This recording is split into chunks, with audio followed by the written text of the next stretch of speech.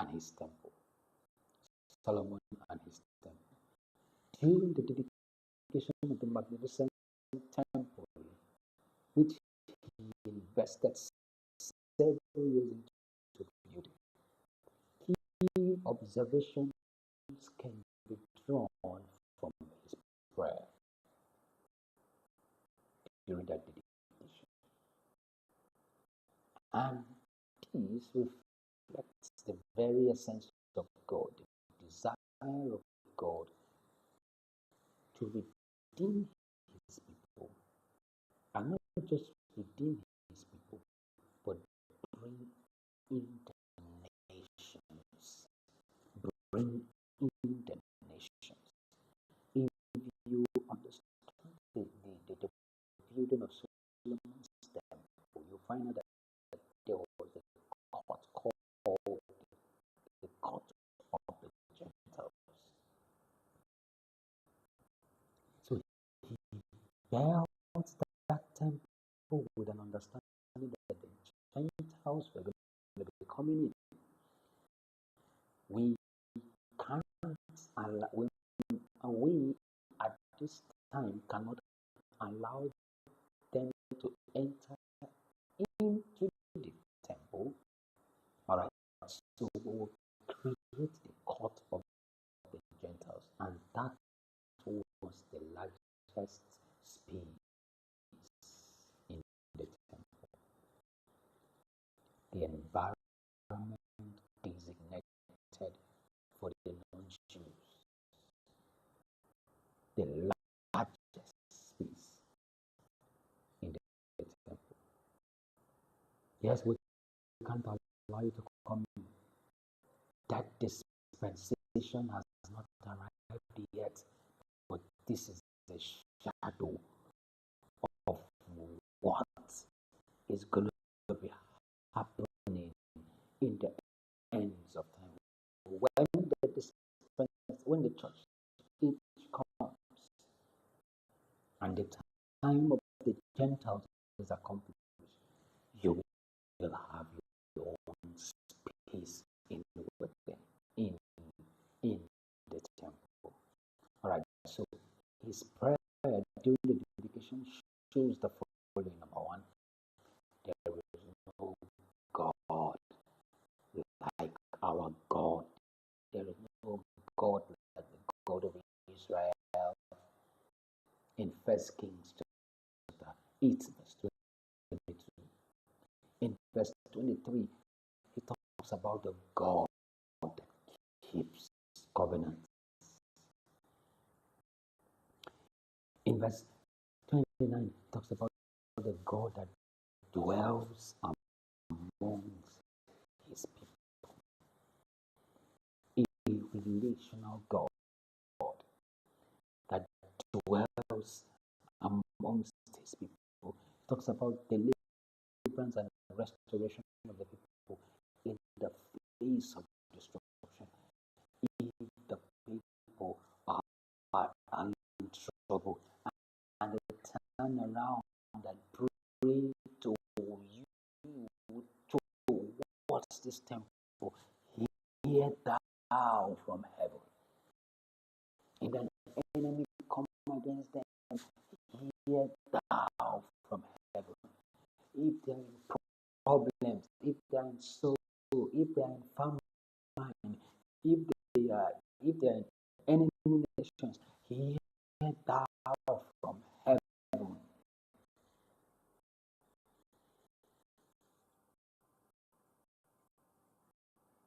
Then the final one is the incoming of the Gentiles because of what they shall hear about God. The incoming of the Gentiles in verse 42 and verse 43.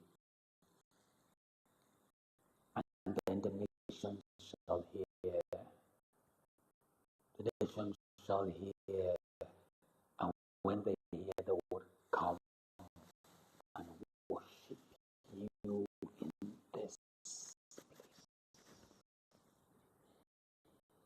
The beauty of the prayer showcases the interest of God, not just in the saved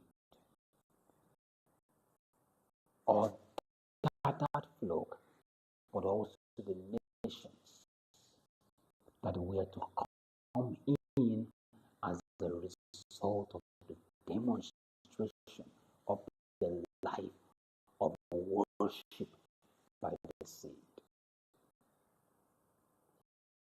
One of those that came in at this point was the Queen of Sheba. When she said in 1 Kings chapter 10, from verse 1 to 12, you see her story there. Said, when I heard of the of Solomon concerning the name of the I came, she came with hard questions to prove him. And after she has interacted with him over the space of a period of time, she had seen the stairs, seen the temple, seen the dresses of Solomon's servants, seen the way he ordered his things. She made a statement. Not, it is just a tiny percentage of what you have done that was related to me when I was in my kingdom. But when I came in here, I have seen much more. I have gotten to understand much more.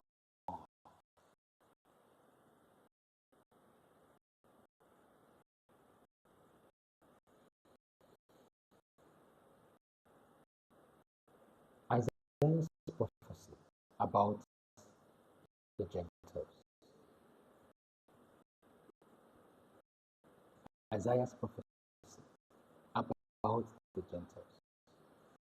Isaiah is looking at the coming of the Lord, gave out a number of prophecies about the Gentiles, and he said, it is a light thing that thou shouldest be to me,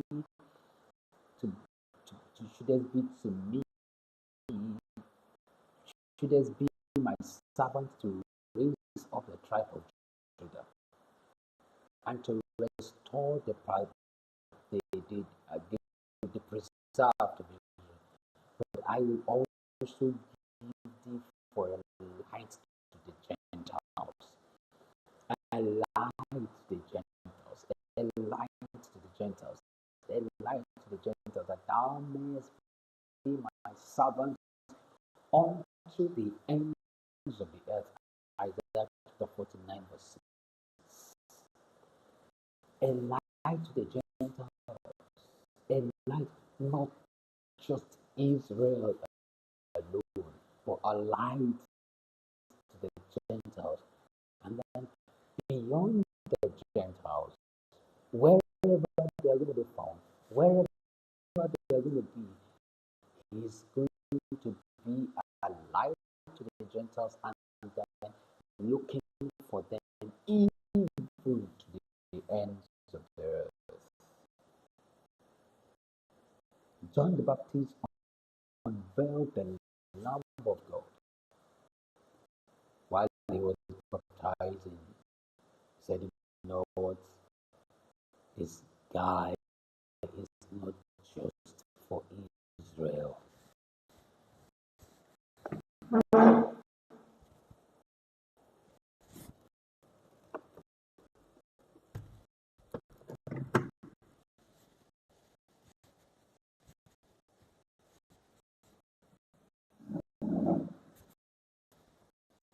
This Lamb of God is not just for Israel. This Lamb of God is not just for the lost tribe of Israel. This Lamb of God is not just for the restoration of Israel. But he said, while he was introducing Jesus, he said,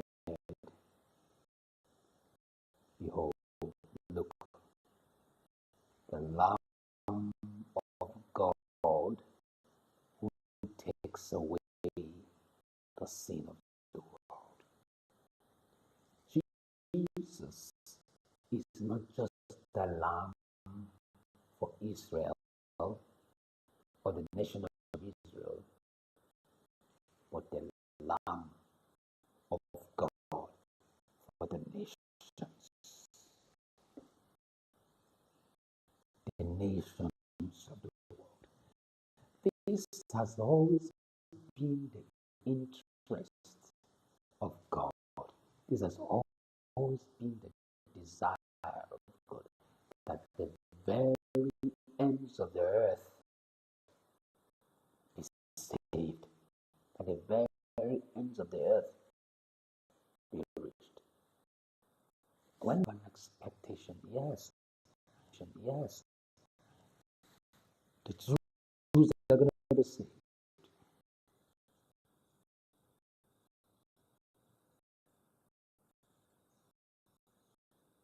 What's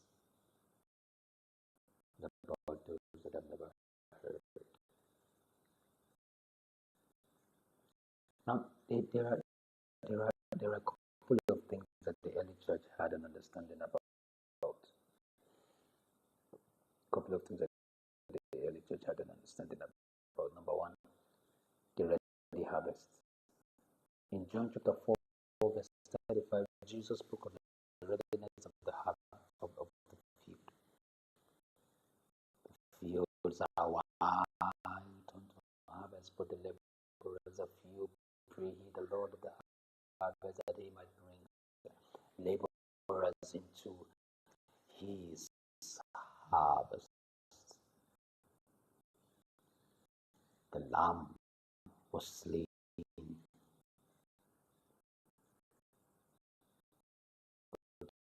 The lamb that was slain need hold to the people to whom he was slain for. The lamb that was slain, the lamb that was crucified for the redemption of the sins of the world. Would he need be told, how shall they be saved? How shall they hear? Except there be someone